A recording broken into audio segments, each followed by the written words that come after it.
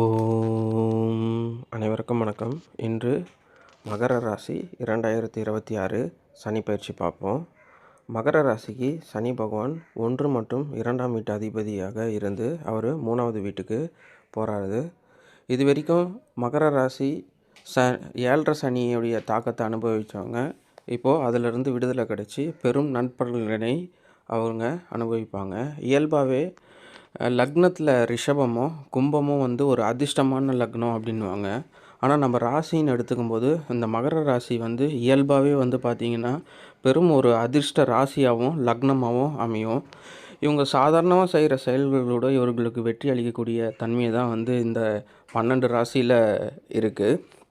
மகர ராசிக்கு இன்னொரு சிறப்பு என்ன அப்படின்னு பார்த்தீங்கன்னா, சனி பகவான் இந்த வீட்டுக்கு அதிபதியாக இருக்கிறதுனால அசுப கிரகங்கள் அனைத்தும் இந்த சனி பகவானுக்கு நன்மை செய்யக்கூடிய அமைப்பில் இருக்கிறதுனால இவங்களுடைய சில செயல்கள் பெரிய அளவில் அதிர்ஷ்டம், இந்த லாட்ரி டிக்கெட்டு, ஷேர் மார்க்கெட்டு இந்த மாதிரி விஷயங்களில் இவங்களுடைய தாக்கம் அதிகமாக இருக்கும்.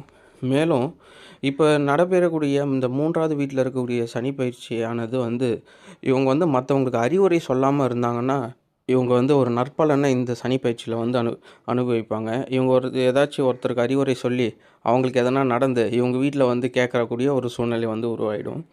திருமணம் ஆகாதவர்களுக்கு இந்த காலகட்டங்களில் இந்த 2026 சனி பயிற்சி மற்றும் குரு பயிற்சியில் இவங்களுக்கு ஒரு நற்பலன்கள் இருக்குது. அது ஒரு 7வது மாதத்துக்கு மேலே இவங்க திருமண முயற்சிகளை ஈடுபடலாம்.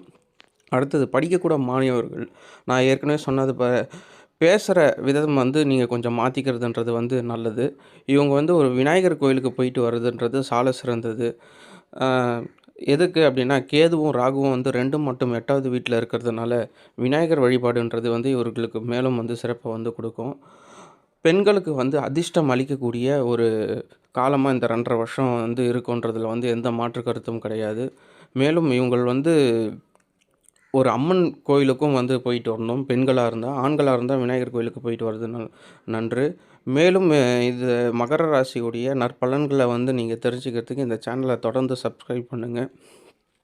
சப்ஸ்கிரைப் பண்ணாதவங்க சப்ஸ்கிரைப் பண்ணுங்கள். நட்சத்திரத்து விதியாக தனித்தனியாக நம்ம பார்க்கும்போது மேலும் கருத்துக்களை நான் உங்கள் கூட பகிர்ந்துக்கிறதுக்கு காத்திருக்கேன். நன்றி, வணக்கம்.